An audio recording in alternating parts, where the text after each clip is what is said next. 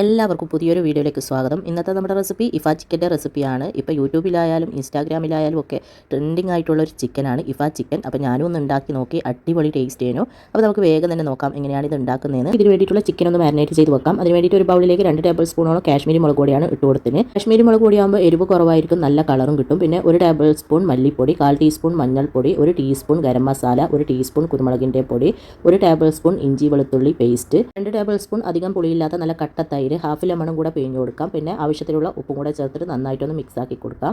അങ്ങനെ എല്ലാം കൂടി നന്നായിട്ട് മിക്സ് ആക്കിയിട്ടുണ്ട്. ഇനി ഇതിലേക്ക് കഷ്ണങ്ങളാക്കി നന്നായിട്ട് കഴുകി വൃത്തിയാക്കി അതിൻ്റെ വെള്ളമൊക്കെ കളഞ്ഞെടുത്ത 1 കിലോ ചിക്കനാണ് ഇട്ട് കൊടുക്കുന്നത്. എന്നിട്ട് ഇതെല്ലാം കൂടി നന്നായിട്ടൊന്ന് മിക്സ് ആക്കി കൊടുക്കാം. പിന്നെ ചിക്കൻ വലിയ പീസാണ് വേണ്ടതെങ്കിൽ അങ്ങനെ എടുക്കാം, അല്ലെങ്കിൽ ബ്രസ്റ്റ് പീസാണ് വേണ്ടതെങ്കിൽ അങ്ങനെ എടുക്കാം. ഞാനിപ്പോൾ സാധാരണ നമ്മൾ വീട്ടിലെല്ലാം ഫ്രൈ ചെയ്യാൻ എങ്ങനെയാണോ പീസാക്കുന്നത് ആ ഒരു വലുപ്പത്തിലാണ് കേട്ടോ പീസാക്കി എടുത്തിട്ട്.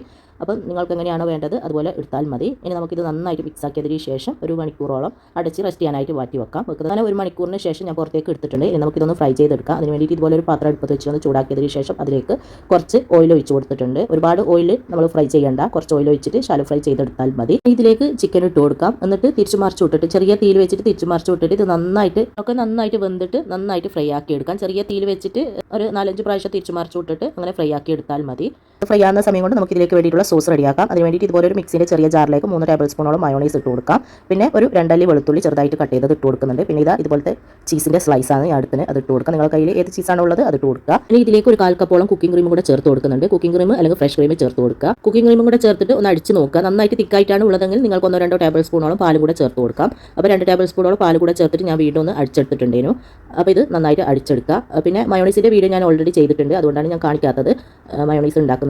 അപ്പോൾ ലിങ്ക് ഞാൻ താഴെ കൊടുക്കാം. മുട്ട ചേർത്തിട്ട് മുട്ട ചേർക്കാണ്ട് ഒക്കെ ഉള്ള മയോണൈസിൻ്റെ വീഡിയോ ഞാൻ ഓൾറെഡി ചെയ്തിട്ടുണ്ട്. നിങ്ങൾക്ക് ആർക്കെങ്കിലും വേണമെങ്കിൽ ആ ഒരു വീഡിയോ കണ്ടു നോക്കാം. അങ്ങനെ ഇതുപോലെ നന്നായിട്ടൊന്ന് അടിച്ചെടുത്തിട്ടുണ്ട്. അങ്ങനെ ക്രീം ഇവിടെ റെഡി ആയിട്ടുണ്ട്. അപ്പോഴത്തേക്ക് ചിക്കൻ അത്യാവശ്യം നല്ലതുപോലെ തന്നെ ഫ്രൈ ആയി കിട്ടിയിട്ടുണ്ട്. ഒന്നും കൂടെ മറിച്ചിട്ട് കൊടുത്തതിന് ശേഷം ഞാൻ ഇതിൻ്റെ മുകളിലായിട്ട് ആ ഒരു റെഡിയാക്കിയ സോസ് ഉണ്ടല്ലോ എല്ലാ ചിക്കൻ്റെ മുകളിലും ഇതുപോലെ ഒന്ന് ആക്കി കൊടുക്കുന്നുണ്ട്.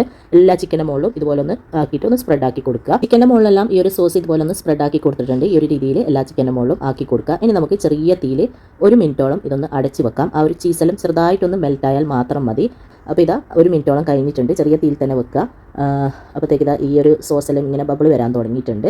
അപ്പോൾ ചീസെല്ലാം അത്യാവശ്യം ഒന്ന് മെൽറ്റായിട്ടുണ്ട്. ഇനി ഇതിൻ്റെ മുകളിലായിട്ട് ഞാൻ കുറച്ച് മല്ലിയില ഇട്ട് കൊടുക്കുന്നുണ്ട്. കാണാനൊരു ഭംഗിക്ക് വേണ്ടിയിട്ട് കഴിക്കുമ്പോൾ നല്ലൊരു ടേസ്റ്റുമാണ്. മല്ലിയില ഇതുപോലെ ഇട്ട് കൊടുത്തതിന് ശേഷം നമുക്ക് അടുപ്പ് ഓഫ് ആക്കിയിട്ട് നമുക്ക് സെർവ് ചെയ്തിട്ട് നമുക്ക് ഇഷ്ടമുള്ളതിൻ്റെ കൂടെ കഴിക്കാം. അപ്പോൾ ഞാൻ ഇതിൻ്റെ കൂടെ കഴിക്കാൻ വേണ്ടിയിട്ട് പൊറോട്ടയാണ് ഉണ്ടാക്കിയിട്ടുള്ളത്. പൊറോട്ടയുടെ വീഡിയോ ഞാൻ എടുത്തിട്ടുണ്ട്. എളുപ്പത്തിൽ ഉണ്ടാക്കാൻ പറ്റുന്ന നല്ലൊരു പൊറോട്ടയുടെ റെസിപ്പിയാണ്. അത് അടുത്ത വീഡിയോ ആയിട്ട് ചെയ്യാം. അപ്പോൾ അങ്ങനെ നല്ല ടേസ്റ്റി ആയിട്ടുള്ള ഇഫ ചിക്കൻ ഇവിടെ റെഡി ആയിട്ടുണ്ട്. അപ്പോൾ എല്ലാവരും ഉണ്ടാക്കി നോക്കുക. എന്നിട്ട് ഇഷ്ടമായ അഭിപ്രായം പറയാനും ലൈക്ക് ചെയ്യാനും ഷെയർ ചെയ്യാനൊന്നും മറക്കരുത്.